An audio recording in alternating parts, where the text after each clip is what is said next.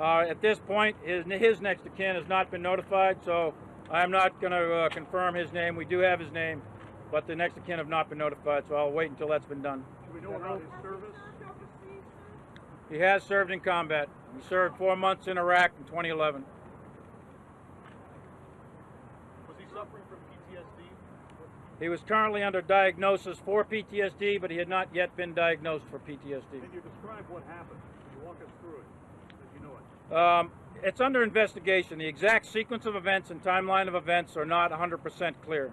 It is believed that he walked into one of the unit buildings, opened fire, got into a vehicle, fired from a vehicle, got out of the vehicle, walked into another building, and opened fire again, and then was engaged by local law enforcement here at Fort Hood.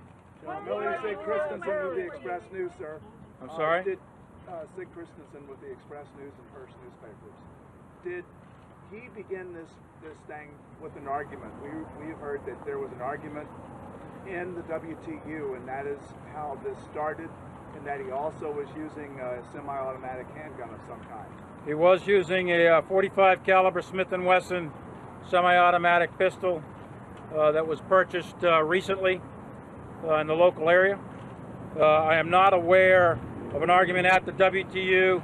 There are some initial reports there may have been an argument in one of the unit areas, but don't have any indication of an argument at WTU. Had he been in the WTU? He had not been assigned here to the WTU. Had he been in another one? That we don't know. We're checking his background. He recently arrived at Fort Hood in February from another installation, and we're checking with the other installation to determine the background of the soldier. And obviously, we are digging deep into his background, any criminal history, psychiatric history, his experiences in combat, all of the things that you would expect us to be doing are being done right now.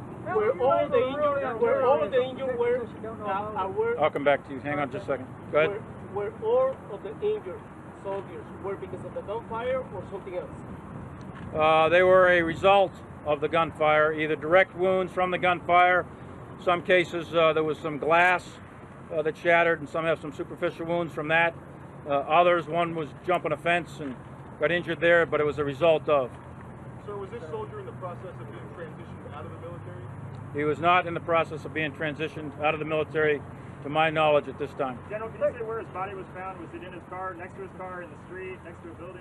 His body was found in the parking lot where he was engaged by military police. When you say engaged, can you describe how they engaged this man? Military police officer responded, and he was approaching her at about 20 feet.